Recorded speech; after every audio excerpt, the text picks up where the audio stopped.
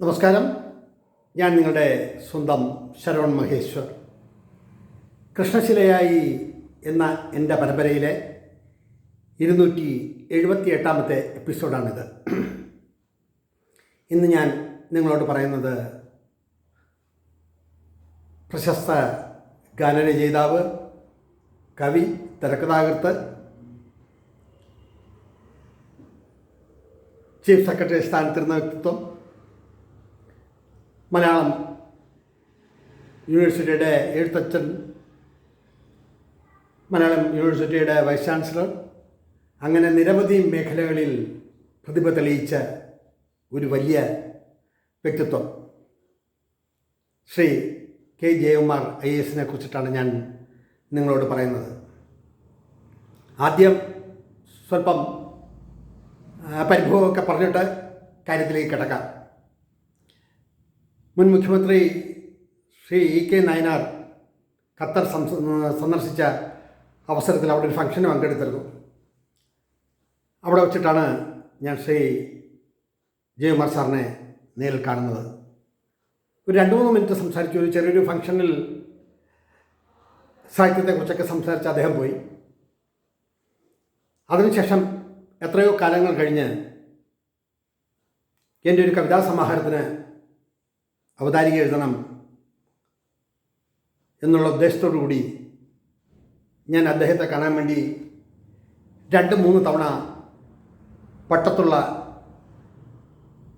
Institute of മാനേജ്മെൻറ്റിൻ്റെ director സ്ഥാനത്തിരിക്കുമ്പോൾ അദ്ദേഹത്തെ കാണാൻ ഞാൻ ഓഫീസിൽ ചെന്നു.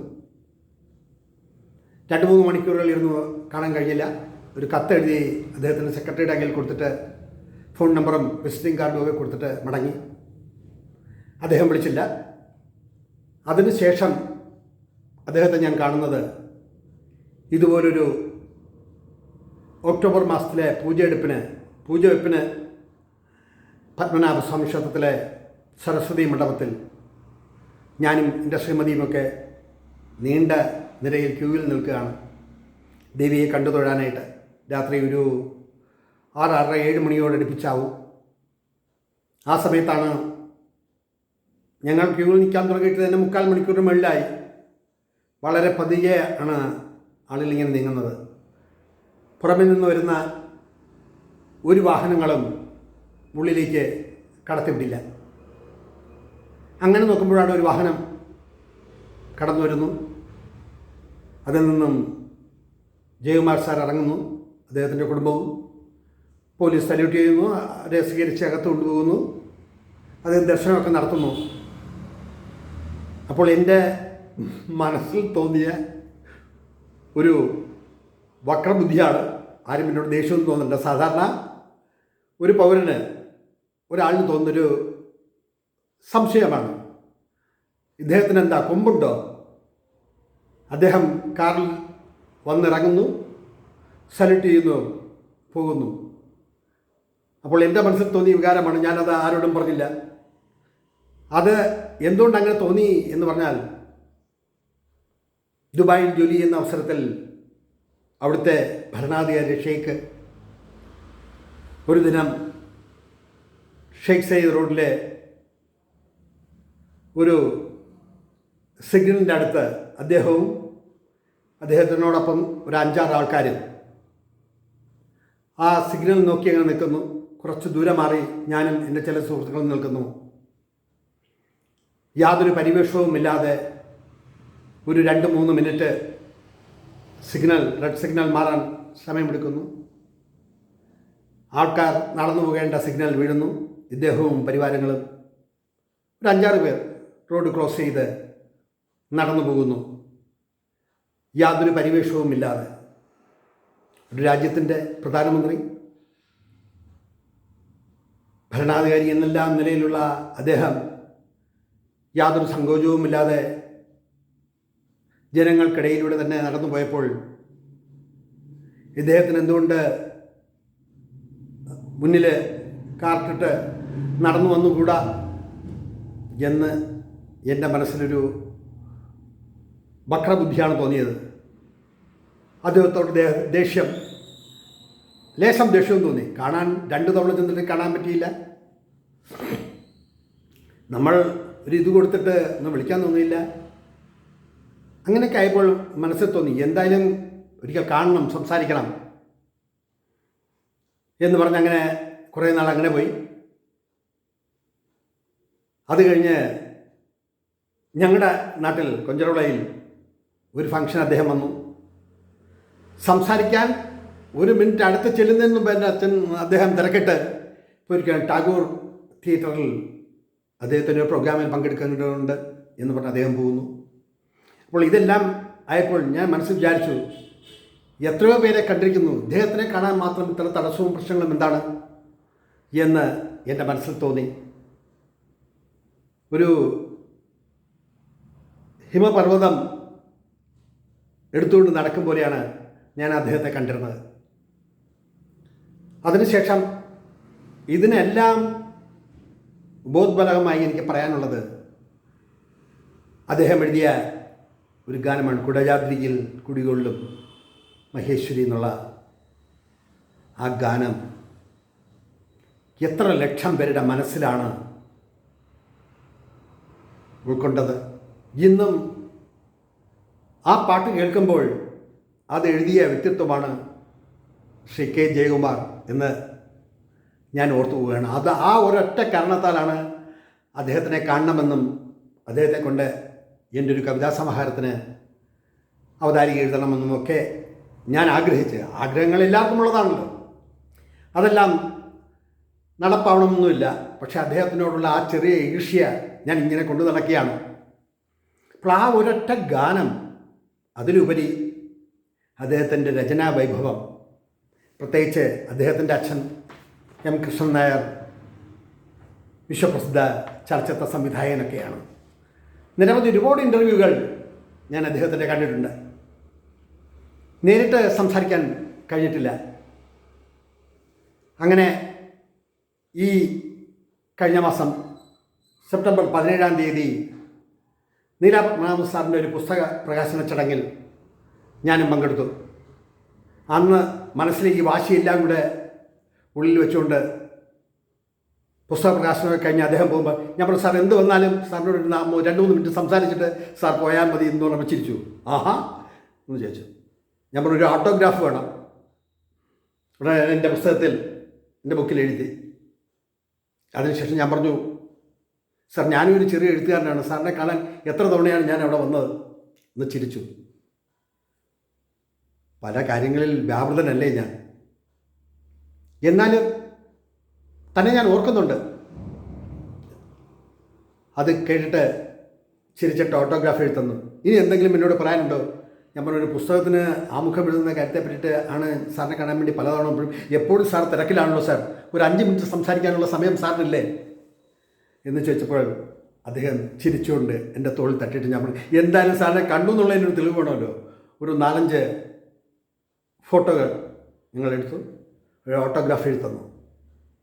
മനസ്സിൽ കൊണ്ടു നടന്ന ആ അഗ്നിപർവ്വതം മഞ്ഞുമലകൾ വീണ് ഉരുകിയതുപോലെ നിമിഷ നേരത്തെ ആ സംസാരത്തിലൂടെ എൻ്റെ മനസ്സിൽ പതിഞ്ഞു. എത്ര നല്ല മനുഷ്യനോ ആദ്യം തോന്നിയ ആ ചിന്തയിൽ നിന്നും. അതാണ് മനസ്സെപ്പോഴും ചഞ്ചലമാണ്. അങ്ങനെ അദ്ദേഹവുമായി 4-5 മിനിറ്റ് സംസാരിച്ചു, ഫോട്ടോകളൊക്കെ എടുത്തു. ഇനി ഞാൻ പോട്ടെ അതോ നിൽക്കണോ? ഞാൻ പറഞ്ഞു, വേണ്ട സാർ, സാറിനെ ഞാൻ വന്ന് കാണാം എന്ന് പറഞ്ഞു.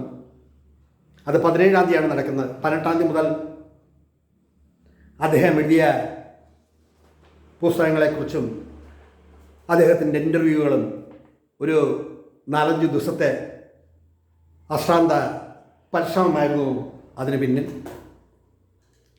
സ്നേഹവും ലാളിത്യവുമുള്ള ഒരു വലിയ വ്യക്തിത്വം, ഒരുപാട് രംഗങ്ങളിൽ മികവ് പുലർത്തിയ ഒരു വലിയ മനുഷ്യൻ എന്നാണ് പിന്നീട് എൻ്റെ മനസ്സിൽ തോന്നിയത്. 1952 ഒക്ടോബർ 6-ാം തീയതിയാണ് തിരുവനന്തപുരത്താണ് അദ്ദേഹത്തിൻ്റെ ജനനം. കവി, ഗാനരചയിതാവ്, തിരക്കഥാകൃത്ത് എന്നീ നിരകളിലും തുഞ്ചത്ത് എഴുത്തച്ഛൻ മലയാളം യൂണിവേഴ്സിറ്റിയുടെ വൈസ് ചാൻസലർ എന്ന നിലയിലും മുൻ ചീഫ് സെക്രട്ടറി എന്ന നിലയിലും ബഹുകാര്യ പ്രസക്തനായ ഒരു വലിയ മനുഷ്യൻ. നിരവധി അവാർഡുകൾ, മഹാകവി കട്ടമത്ത് അവാർഡ്, കേന്ദ്ര സാഹിത്യ അക്കാദമി അവാർഡ്, കേരള സാഹിത്യ അക്കാദമി അവാർഡ്. അദ്ദേഹം കൈവയ്ക്കാത്ത മേഖലകൾ വല്ലതുമുണ്ടോ എന്ന് സംശയമാണ്. അപാരതയോട് അനുരാഗപൂർവം, ലളിത ജീവിതം, സഞ്ചാരത്തിൻ്റെ സംഗീതം, വർണ്ണച്ചിറകുകൾ, അങ്ങനെ നിരവധി കൃതികൾ. 2024 കേന്ദ്ര സാഹിത്യ അക്കാദമി പുരസ്കാരം നേടിയ പിങ്കളകേശിനി എന്ന കവിതാ സമാഹാരം അദ്ദേഹത്തെക്കുറിച്ച് മനസ്സിലാക്കാൻ വേണ്ടി ഈയിടയ്ക്കാണ് അത് വാങ്ങി വായിച്ചത്. ഭാവനയുടെ ചിറകിൽ അക്ഷരങ്ങളെ കൊണ്ട് പന്താടുന്ന ഒരു മനുഷ്യൻ. സ്നേഹത്തിൻ്റെ, കാരുണ്യത്തിൻ്റെ വശ്യതയുള്ള കവിതകൾ. വെറുതെ പറഞ്ഞു പോകുന്നതല്ല. അദ്ദേഹത്തെക്കുറിച്ച് പറയുമ്പോൾ കുറേയൊക്കെ മനസ്സിലാക്കിയിട്ട് വേണം എന്തെങ്കിലും പറയാൻ. പഴയ കാലത്തെ പരിഭവവും പരാതികളും എല്ലാം മാഞ്ഞ് സ്നേഹത്തിൻ്റെ ഒരു പുതപ്പിച്ച് തന്നിട്ട് കടന്നുപോയ ആ കഴിവുള്ള കലാകാരൻ. ഔദ്യോഗിക പദവികളൊക്കെ മാറ്റിവെച്ചാലും അതിനേക്കാൾ ഉപരി മനുഷ്യ മനസ്സിൽ തങ്ങി നിൽക്കുന്നത് അദ്ദേഹത്തിൻ്റെ ഗാനങ്ങളാണ്. എനിക്ക് തോന്നിയ എൻ്റെ കാഴ്ചപ്പാടാണ് ഞാൻ നിങ്ങളോട് പറയുന്നത്. കുടജാതിയിൽ നിന്നുള്ള ഒരൊറ്റ ഗാനം മതി അദ്ദേഹത്തിനെ ഗാനരചയിതാവ് എന്ന നിലയിൽ അനശ്വരനാക്കാൻ. എത്രമാത്രം ചടങ്ങുകളിലാണ് അദ്ദേഹം പങ്കെടുക്കുന്നത്. ഒരുപാട് പ്രോഗ്രാമുകളിൽ ഞാൻ അദ്ദേഹത്തെ കാണുകയും അദ്ദേഹത്തിൻ്റെ ആർജവത്തോടുകൂടിയുള്ള പ്രസംഗവും, ഏത് സ്റ്റേജിൽ വന്നാലും അദ്ദേഹത്തിൻ്റെ പ്രത്യേകത മറ്റുള്ളവർ പ്രസംഗിച്ച് കഴിയുമ്പോൾ അതിൽ നിന്ന് പല കാര്യങ്ങളും ഉൾക്കൊണ്ട് സ്വാംശീകരിച്ച് വളരെ ബൃഹത്തായി മണിക്കൂറുകളോളം നിന്ന് പറയാതെ വളരെ ചുരുങ്ങിയ വാക്കുകളിൽ എല്ലാ കാര്യങ്ങളും ഉൾക്കൊണ്ടുകൊണ്ട് അദ്ദേഹം പ്രസംഗിക്കുന്നത് കേൾക്കാൻ നല്ല ശീലമാണ്. കവിതാരംഗത്തും ഗാനരംഗത്തും എല്ലാ മേഖലകളിലും മികവുറ്റ ഒരു പ്രതിഭാധനൻ. അദ്ദേഹത്തിൻ്റെ പിങ്കളകേശിനിയിൽ ചില കവിതകൾ വായിച്ചപ്പോൾ എനിക്ക് തോന്നിയത്, കാലാനുവർത്തിയായി നിലനിൽക്കുന്ന ഒരു സൃഷ്ടിയാണിത്. കേന്ദ്ര സാഹിത്യ അക്കാദമി അവാർഡിന് അർഹതയുള്ളൊരു സൃഷ്ടി. എല്ലാ മേഖലകളിലും മികവ് പുലർത്തുന്ന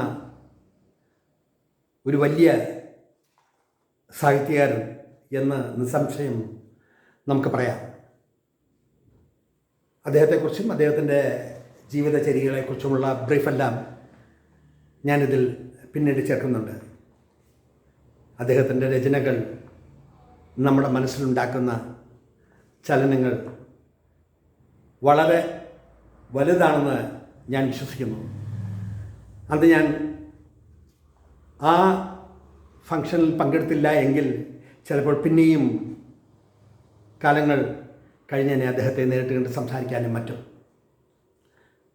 4-5 വാക്കുകൾ, 4-5 സെൻറ്റൻസുകൾ ഇത്രയേ പറഞ്ഞുള്ളൂ. എങ്കിലും അദ്ദേഹത്തെപ്പറ്റി എൻ്റെ മനസ്സിൽ മുമ്പ് ചിന്തിച്ച ആ രീതിയിൽ നിന്നും മാറി പുതിയ ചിന്തയിലേക്കും പുതിയ കാഴ്ചപ്പാടിലേക്കും ഒരു മനസ്സിനെ കൊണ്ടെത്തിക്കണമെങ്കിൽ അതിന് ഒരു പ്രത്യേക കഴിവുണ്ടാവണം. അത് അദ്ദേഹത്തിനുണ്ടെന്ന് ഞാൻ വിശ്വസിക്കുന്നു. മലയാള സാഹിത്യത്തിനും മലയാള സിനിമയിലെ ഗാനങ്ങളുടെ സാന്നിധ്യത്തിനും ഒരു നിറ സാന്നിധ്യം തന്നെയാണ് അദ്ദേഹം. ഈശ്വരകൃപയാൽ കൂടുതൽ കൂടുതൽ സൃഷ്ടികളും കൂടുതൽ കവിതകളും ഗാനങ്ങളും അദ്ദേഹത്തിൽ നിന്നും പിറക്കട്ടെ എന്ന് ആശംസിക്കുന്നതോടൊപ്പം എന്നും ഓർക്കാൻ കഴിയുന്ന ചില വാക്കുകളാണ് അദ്ദേഹം അന്ന് എന്നോട് പറഞ്ഞത്. സാഹിത്യത്തെക്കുറിച്ചും എഴുത്തിനെക്കുറിച്ചും ഏതാണ്ട് 3-4 വാക്കുകൾ. പക്ഷെ ആ 3-4 വാക്കുകൾ 300 വാക്കുകൾക്ക് തുല്യമാണ്. എഴുതൂ, എഴുതാൻ കഴിയുന്നിടത്തോളം എഴുതൂ എന്നാണ് അദ്ദേഹം പറഞ്ഞത്. അത് കഴിഞ്ഞ് അദ്ദേഹം പോയപ്പോൾ ഞാൻ നോക്കി നിന്നു. ധൃതിയാണ്. സമയത്തിൻ്റെ വില കൂടുതൽ മനസ്സിലാക്കി കൂടുതൽ ഇടങ്ങളിലേക്ക് കൂടുതൽ വേദികളിലേക്ക് ചെന്നെത്താനുള്ള മനസ്സിൻ്റെ പ്രയാണം എന്തുകൊണ്ടും